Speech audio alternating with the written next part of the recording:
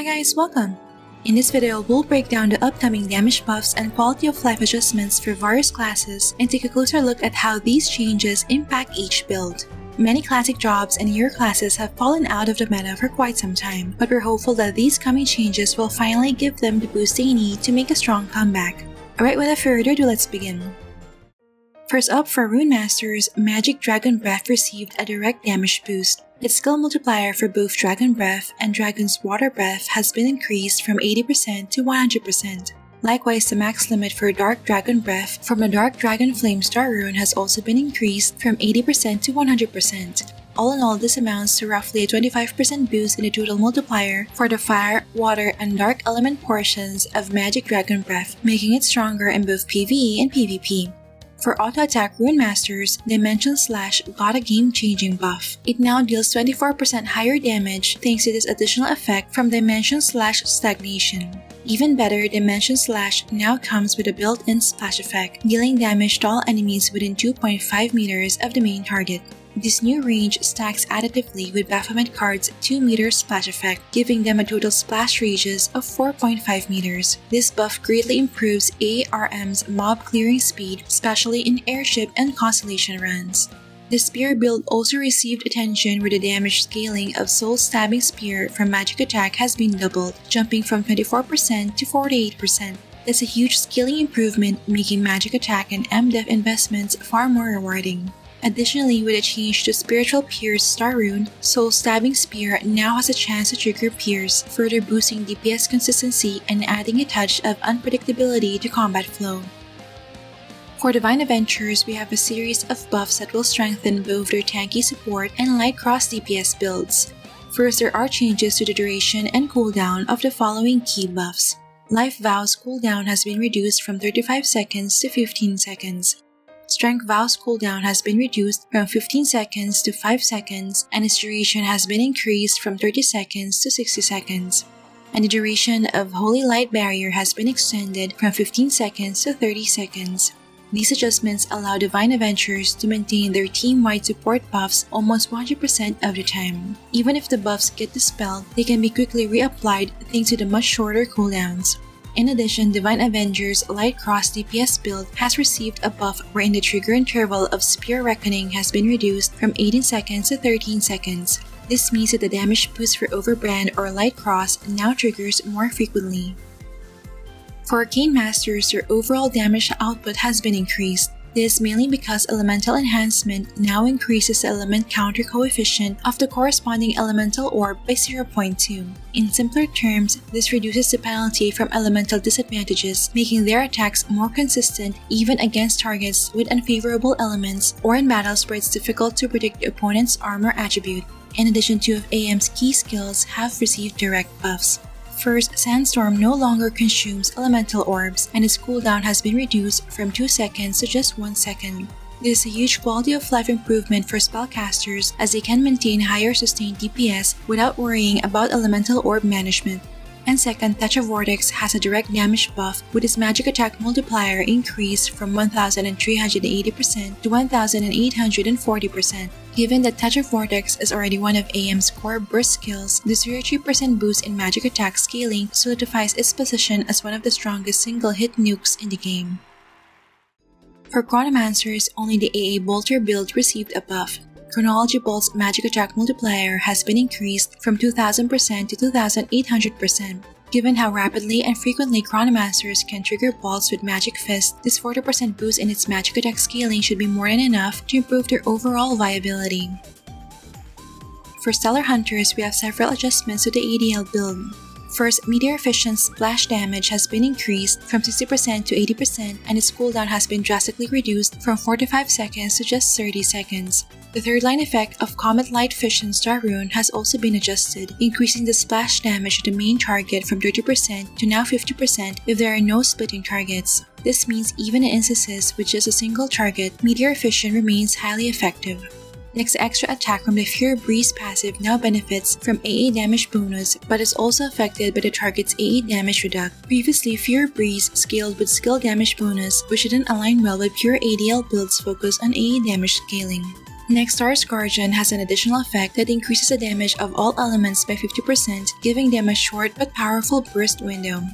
Moreover, Stellar Hunter's issue with survivability has been addressed, where Twinkling Stars now provides 30% final damage reduction for 5 seconds after use. However, it's important to note that this effect doesn't stack even if you cast Twinkling Stars twice in a row. Instead, the duration simply refreshes, so it's best to wait the full 5 seconds before recasting to maximize uptime. For performers, the Raging Storm DPS build has received a direct damage buff. First, Raging Storm's Arrow Shower skill multiplier has been increased from 150% to 200%, resulting in roughly a 33% boost to its damage scaling. Second, every time the Getting Better passive gets triggered, an additional 5% physical and magic penetration is granted, stacking up to 10 times. Hence, after about 30 seconds of performing, this translates to a 50% increase in physical and magic penetration. Together, these two changes will definitely help improve the sustained DPS of performers in longer fights. Furthermore, as a quality of life improvement, the duration of Illusion Puppet has been extended from 60 seconds to 300 seconds. This would allow performers to focus more on their skill rotation and positioning rather than constantly recasting the puppet. For Blade Souls, their damage potential has been greatly improved. First, the effect of Poison Restraint node in the Acer Monument has been upgraded. The poison element counter coefficient it provides has been increased from 0.1 to 0.25, meaning that with 2 nodes, Blade Souls can now gain an additional 0.5 poison element counter coefficient even without the Lord of Veins relic. Since poison element performs poorly against enemies with holy, dark, ghost, undead, or poison armor attributes, this change allows Blade Souls' poison element attacks to remain competitive even under elemental disadvantage. Next, Soul Sacrifice now has an additional effect of boosting both AA and skill damage by 2% for each soul sacrifice. At max 15 souls, this translates to a 30% boost in both AA and skill damage, which is badly needed to boost their DPS potential. For the Ghost Wave build, the effect of the Ghost Wave Soul Drain passive has been reworked. Instead of providing Ghost Wave a 70% chance to obtain a soul, it now gives a 98% chance to automatically cast Cross Impact on enemies hit. Meanwhile, the old effect of Ghost Wave Soul Drain has been integrated directly into Ghost Wave itself, which now has a 100% chance to obtain 1 soul per cast, up from the original 30% chance. For Phantom Dancers, both the bow and dagger type DPS builds have received buffs. Starting with the bow type build, the Light and Shadow passive has been adjusted, increasing Night Shadow's combo arrow skill multiplier from 80% to 100%, which translates to a 25% damage boost. On top of that, the Night Shadows now inherit your attack attribute, meaning that using elemental arrows or converters will now synergize with your Night Shadows attacks instead of their damage remaining constantly neutral, which is quite weak. This ensures a more reliable damage performance from your Night Shadows. Meanwhile, for the dagger type build, Death Cell's backstab skill multiplier has been increased from 150% to 200%, which is equivalent to a 33% boost in its base damage. I'm just not sure if it's enough to improve their burst assassination potential in PvP. In addition, the damage of both Backstab and Death Stealth now deal damage as if the player were in a hiding state when attacking monsters. This allows them to benefit from hiding related damage bonuses without needing to repeatedly enter stealth status, improving skill rotations in PvE. For Saint, we have major damage buffs for their DPS build.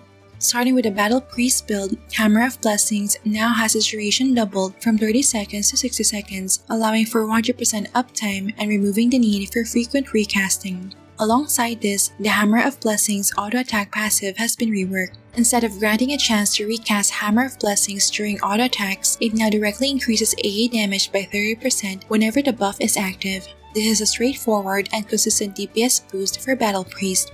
On top of that, the extra damage proc from Duple Light now benefits from AA damage bonus, but is also affected by the target's AA damage reduct. Previously, Duple Light scaled with skill damage bonus, which made it somewhat mismatched for pure Battle Priest builds that focus on AA damage scaling. Take note that this adjustment also applies to Duple Light obtained through the skill inheritance system. As for the Magical Priest build, the attack interval of Magnus Exorcismus has been reduced from 1.5 seconds to 1 second, resulting in a greater sustained AoE damage. In addition, O'Neill's staff has an additional effect when upgraded to Tier 5, where it now boosts Magnus Exorcismus damage by 10% for each instance of Magnus Exorcismus in the target area. So at max 7 stacks, this provides a huge 70% boost to Magnus Exorcismus damage, making O'Neill's staff more competitive than Unlimited in terms of overall damage over time in long fights. Moreover, Dark Shadow Slaughter now hits 4 times instead of just 2, and its attack interval has been reduced from 0.5 seconds to 0.25 seconds. This actively doubles its total damage output while allowing for faster debuff application. As for Dragon Fist, they receive adjustments that enhance their damage output and skill combos. First, the Gale Lightning Star rune has been updated so that its third line effect of changing the enemy's armor attribute to fire element now applies to MVP and mini monsters as well. This means that even in PvE, Dragon Fist should now include Lightning Step or Curse Circle in their skill rotation to ensure that their next water element attack, such as Sky Dragon Breaking Fist, deals more explosive damage. The skill combo would greatly increase the burst potential of Dragon Fist in boss hunting and clearing late game instances. Next, Hellgate gain an additional effect wherein after casting, the target will now receive finger offensive damage once per second for 3 seconds. This effectively adds a short damage over time component to Hellgate, turning it from a pure burst skill into a more continuous damaging source. Although Finger Offensive itself doesn't deal huge damage, adding it to Hellgate grants a high chance of obtaining 5 Spirit Bombs, which indirectly improves your overall skill rotation. For Lightbringers, both the PC and Pioneer received major buffs. First, the duration of Photon Cannon has been extended from 3 seconds to 10 seconds. Although it's not a direct damage scaling buff, it simply makes Photon Cannon's damage output much more stable during longer fights, as the previous 3-second duration felt too short. Additionally, the Pioneer now inherits the player's skill damage bonus, which has been a long time wish by Lightbringers. Previously, the Pioneer's damage was heavily limited by the target's skill damage reduct, causing Lightbringer's damage output to fall behind other meta classes. With this change, investing in skill damage now benefits both you and your Pioneer, making the investment more rewarding. For Begetters, both the Homunculus and CD builds receive substantial buffs. First, for the Homunculus build, both Vanilmir and Eleanor now deal higher damage. Vanilmir's Lava Torrent now has a 4,500% magic attack multiplier instead of just 3,600%, which is a 25% improvement in its base damage scaling. Likewise, Eleanor's Silver Charge now has its physical attack multiplier raised from 3,000% to 4,000%, which is a 32% increase in base damage scaling. When it comes to the CD build, the channeling duration of Crazy Throwing has been extended from 3 seconds to 6 seconds, allowing for longer DPS uptime during longer battles. On top of that, the Crazy Throwing Catalyst passive's max stack count has been increased from 5 to 10. Each stack boosts Crazy Throwing's damage by 6%, meaning it can now reach a total of 60% damage bonus at full stacks. For Novice Guardians, we have modest improvements to both the Cartnado and Magic builds. First, for the Cartnado build, the cooldown of Cart Tornado has been reduced from 2.5 seconds to 2.5 seconds. Since Cart Tornado lasts for 4 seconds and deals damage every second, this change allows multiple tornadoes to overlap during extended fights, resulting in stronger sustained damage over time. On the Magic side, Magic Nogus received a small tweak wherein the chance to trigger Thunderbolt from the Blizzard Thunderstorm Star rune has been increased from 30% to 50%. It's not a game-changing buff, but it does make the RNG aspect of Stormgust more consistent and reliable. For Dorms, we have a major upgrade to their damage scaling. First has been a complete overhaul of how Dorm's DPS skills are calculated. All physical and magic damage skills, except Pepper Bomb, now scale with both physical attack and magic attack. This means players who invested heavily in both physical attack and magic attack in their adventure handbook can now fully capitalize on this change to maximize their overall damage output. In addition, Lunatic Carrot Pound's skill cooldown and cast delay have been shortened from 2 seconds to 1 second. The faster rotation effectively doubles the damage potential for physical build Dorams, making them more competitive as a sustained damage dealer. Next, for Ninjas, all 3 primary builds have been buffed. For the Flowing Blade build, the cooldown of Flowing Shadow Heart has been reduced from 3 seconds to 2 seconds. Although the multipliers remain unchanged, this buff enhances the damage over time potential of auto-attack ninjas, allowing for more consistent DPS output. For the Magic build, the cooldown of Summoning Scorching Manzumaru has been reduced from 3.5 seconds to 2.5 seconds. Similar to the FSH adjustment, this adjustment focuses on improving sustained DPS rather than burst damage, making their Fire Dragons more reliable in extended fights. As for the Shuriken build, Wind Shuriken Swift Shadow's casting range has been extended from 6 meters to 8 meters. While ninjas can already cast a shuriken from long distances using the Endure method and Star Shift buff, this change ensures a longer base range even when the buff is on cooldown. It's a small but practical boost that enhances their safety and positioning in battle. Furthermore, High Wind Pursuit Star Rune now applies a slow effect on the target based on the rune's first line value, while also increasing the shuriken's AoE ranges from 3 meters to 4.5 meters. This means that enemies carrying Shuriken will now affect a larger number of surrounding players, expanding its zone control and crowd pressure potential. For Gunslingers, only the pistol build has been buffed. Carnage Capoeira now deals double damage to bleeding targets. This means that pistol builds should focus on ensuring that you can apply bleed status more consistently for better synergy. Its cooldown has also been reduced from 2 seconds to 1 second, so it's faster to recast Carnage Capoeira if you get interrupted during channeling. For Taekwons, only the star build has been buffed. The chance reduction for lighting up a star with each one already lit has been lowered from 10% to 5%. Previously, the second star had only a 50% chance to light up, the third had 40%, and so on. Now the second star has a 50% chance to light up, and the third has 50%, and so on. In short, you'll now be able to light up all 5 stars more quickly at the start of the battle and maintain them more easily throughout combat.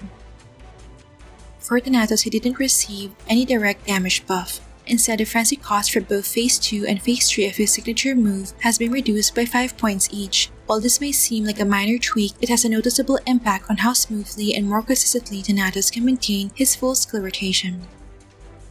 For Nidhogg, the number of Streamer of Fallen Night triggered from her Max Feather score feature has been increased from 3 to 5 times per second. This means that when Nidhogg is linked to a teammate with rapid attack frequency, such as AA-type DPS, she can now proc Streamer of Fallen Night more often, resulting in higher total damage output and more consistent application of debuffs on enemies. This strengthens her role as a hybrid support combat partner.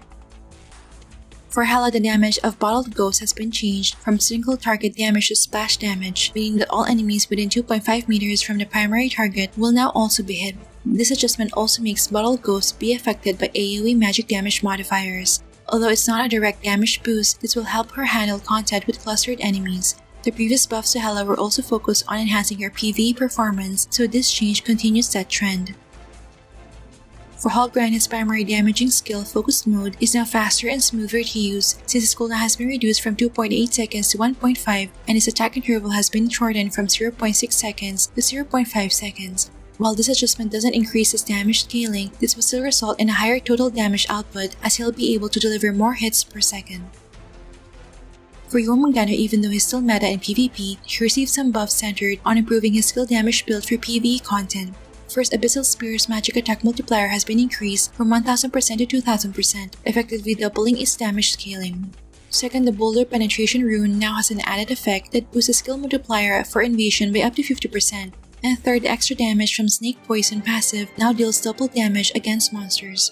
One of Jörmungandr's main issues in PvE has been his drop in DPS whenever his snake form is on cooldown. These 3 adjustments collectively help address that, making his skill damage build far more viable in PvE content even while in human form.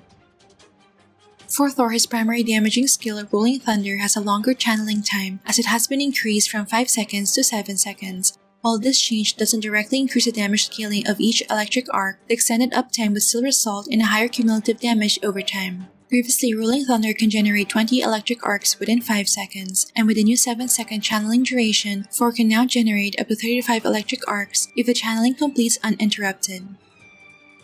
And lastly, for Sara Alin, the magic attack multiplier for the True Flame, Residual Ash, and Heartburn reaction effects has been increased from 2400% to 3600%. The Sky Earth's resonance reaction effects are not her primary damage source, but it's still a decent buff as it equates to a 50% increase in damage scaling for these reaction effects.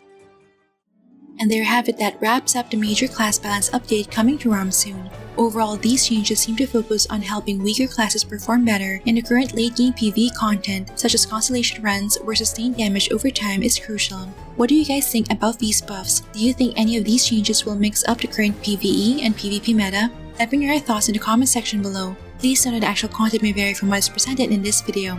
Alright, that's it for this video guys. Don't forget to like if you enjoyed watching this guide. If you're new here, I'd love for you to consider subscribing by hitting the subscribe button down below. I'd love to have you back. Thank you for watching and see you in our next episode.